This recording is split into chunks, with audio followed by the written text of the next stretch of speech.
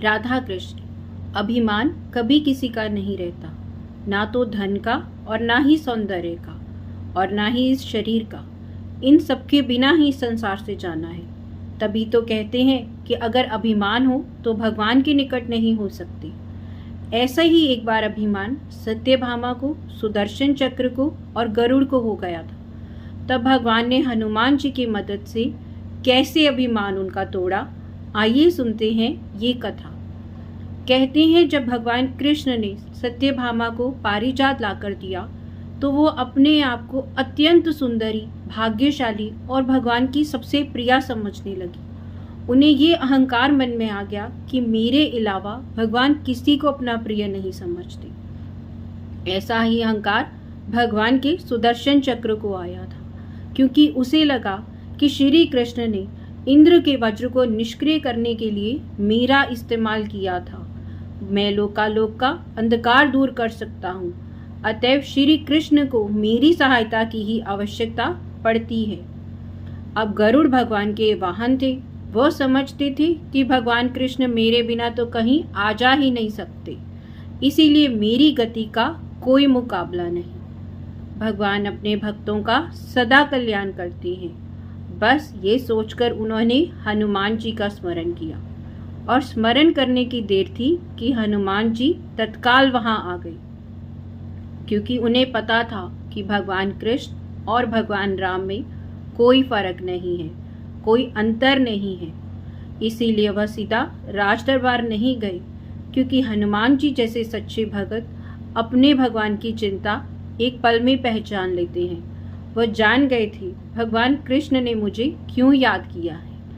इसीलिए वह सीधा एक उद्यान में पहुंची और वहां जाकर वृक्षों के लगे सब फल तोड़ने लगे।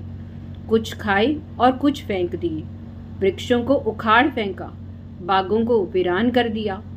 फल तोड़ना, फलों को फेंकना हनुमान जी का मकसद नहीं था। वह तो वहां कुछ और ही तोड़ने आए थे। श्री कृष्ण के संकेत से वो सब कौतुक कर रहे थे। बात श्री कृष्ण तक पहुंची तो उन्होंने गरुड़ से कहा कि गरुड़ जाओ और जाकर उस वानर को पकड़ के लाओ जो उद्यान को उजाड़ रहा है। चाहो तो सेना भी ले जाओ, पर उसको पकड़ कर लाओ। गरुड़ ने कहा, भगवान, एक मामूली वानर को पकड़ने के लिए मुझे सेना की क्या जरूरत? मैं अकेला ही उसे मजा चखा दूंगा। कृष्ण मन ही मन मुस्काए, जैसा तुम चाहो, लेकिन उसे रोको। जाकर गरुड़ ने हनुमान जी को ललकारा, बाग क्यों उजाड़ रहे हो? फल क्यों तोड़ रही हो? चलो, तुम्हें भगवान कृष्ण ने बुलाया है। हनुमान जी ने कहा, मैं किसी कृष्ण को नहीं जानता, मैं तो सिर्फ राम भगत हूँ। कह दो मैं नहीं आऊंगा। गरुड़ क्रोधित होकर बोला, तुम नहीं चलोगे तो मैं तुम्हें पकड़ कर ले जाऊंगा। हनुमान जी ने कुछ उत्तर नहीं दिया और गरुड़ को अनदेखा करते हुए फिर से फल तोड़ने लगे और फेंकने लगे। उन्होंने कहा कि मैं अपना काम कर रहा हूँ, तुम मेरे काम में दखल मत दो। क्यों झगड़ा मोल लेते हो? जाओ आराम से, मुझे फल खाने दो। गरुड़ नहीं माना। तब हनुमान जी ने अपनी पूंछ बढ़ाई और गरुड़ को दबोच लिया और उसका घमंड दूर करने के लिए कभी तो पूंछ को कस देते और कभी ढीला छोड़ देते। गरुड़ जरा सी सांस लेता तो हनुमान जी फिर पूंछ को दबोच देते। अब गरुड़ का दम निकलने लगा। जब हनुमान जी ने देखा कि गरुड़ अब हाँफने लग गया है तो उठाकर उसे दूर समुद्र में फेंक दिया। बड़ी मुश्किल के साथ गरुड़ दरबार में पहुंचा और भगवान को बताया कि वो कोई साधारण वानर तो नहीं है, मैं उसे नहीं पकड़ सकता। भगवान मुस्कुरा दिए। सोचा चलो गरुड़ का घमंड तो दूर हुआ, लेकिन अभी भी उसे अपने वेग का बहुत घमंड था। भगवान कृष्ण ने कहा, गरुड़, हनुमान श्री राम का भक्त है, इसीलिए नहीं आया। यदि तुम उसे कहते कि श्री राम ने बुलाया है तो वो फौरन भागा आता। हनुमान जी अब तक मल्य पर्वत पर चले गए थे। तुम तेजी से जाओ और जाकर उनसे कहना श्री राम ने बुलाया है।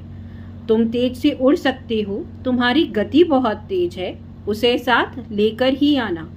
गरुड़ वेग में उड़े, मल्य पर्वत पर पहुंची। हनुमान जी से क्षमा मांगी, कहा, आपको श्री राम ने याद किया है, अभी मेरे साथ चलिए। मैं आपको अपनी पीठ पर बिठाकर ले जाऊंगा। हम कुछ ही मिनटों में द्वारिका पहुंच जाएंगे। हनुमान जी ने कहा कि नहीं, मैं तुम्हारे साथ नहीं जाऊंगा, तुम जाओ, मैं तुम्हारे पीछे पीछे आता हूँ। द्वारिका में श्री कृष्ण राम रूप धारण करके और सत्यभामा को सीता बनाकर सिंहासन पर बैठ गए। सुदर्शन चक्र को आज्ञा दी, द्वार पर रहना, बिना आज्ञा के कोई अंदर ना आने पाए। श्री कृष्ण जानते थे कि जैसे ही हनुमान को पता चलेगा श्री राम ने बुलाया है, वह एक पल भी नहीं रुक सकते, अभी आते ही होंगे। गरुड़ को तो हनुमान जी ने पहले ही विदा कर दिया था और स्वयं उससे भी तीव्र गति से उड़कर गरुड़ से पहले द्वारिका पहुंच गए। द्वार पर सुदर्शन ने उन्हें रोककर कहा, बिना आज्ञा के अंदर आने की मनाही है। जब श्री राम बुला रहे हो और हनुमान जी रुक जाएं, यह विलंब तो उनसे सहन नहीं होगा। उन्होंने सुदर्शन को पकड़ा और मुंह में दबा लिया। अंदर गए। सिंहासन पर श्री राम और सीता जी बैठे थे। हनुमान जी समझ गए। श्री राम को प्रणाम किया और कहा, प्रभु, माँ कहाँ है? ये दासी आज कौन आपके साथ बैठी है? सत्यभामा ने सुना तो लज्जित हुई, क्योंकि वह समझती थी कि श्री कृष्ण द्वारा पारिजात लाकर दिए जाने पर वह सबसे सुंदर स्त्री बन गई है। सत्यभामा का घमंड चूर हो गया। उसी समय गरुड़ तेज गति से उड़ने के कारण हाँफते हुए दरबार में पहुंची। सांस फूल रही थी, थके थके भी लग रहे थे और हनुमान जी को दरबार में देखकर चकित हो गए। मेरी गति से भी तेज गति से हनुमान जी दरबार में पहुंच गए हैं। लज्जा से पानी पानी हो गए। गरुड़ के बल और तेज गति से उड़ने का घमंड चूर हो गया था। श्री राम ने पूछा, हनुमान, तुम अंदर कैसे आए? किसी ने रोका नहीं? रोका था भगवान, सुदर्शन ने। मैंने सोचा आपके दर्शनों में विलंब हो रहा है, इसीलिए उनसे उलझा नहीं। उसे मैंने अपने मुंह में दबा रखा है। और ये कहकर हनुमान जी ने मुंह से सुदर्शन चक्र को निकालकर प्रभु के चरणों में रख दिया। तीनों का घमंड चूर हो चुका था और श्री कृष्ण भी यही चाहते थे। श्री कृष्ण जी ने हनुमान जी को गले लगाया, हृदय से हृदय की बात हुई और उन्हें विदा किया। परमात्मा अपने भक्त को, अपने निकटस्थों को अभिमान में रहने नहीं देते। श्री कृष्ण सत्यभामा, गरुड़ और सुदर्शन चक्र का घमंड दूर करना चाहते थे, क्योंकि जब तक घमंड है तब तक वो परमात्मा के निकट नहीं रह सकते। मैं और मेरी से रहित ही व्यक्ति भगवान से जुड़ सकता है। ना श्री राम में अभिमान था, ना उनके भक्त में अभिमान था। श्री राम ने कहा था कि मैंने जो हनुमान से कहा है कि हम दोनों एक हैं, ना अलग हैं, ना कभी अलग रहेंगे, यह बात अभिमान रहित होकर ही सत्य सिद्ध होती है।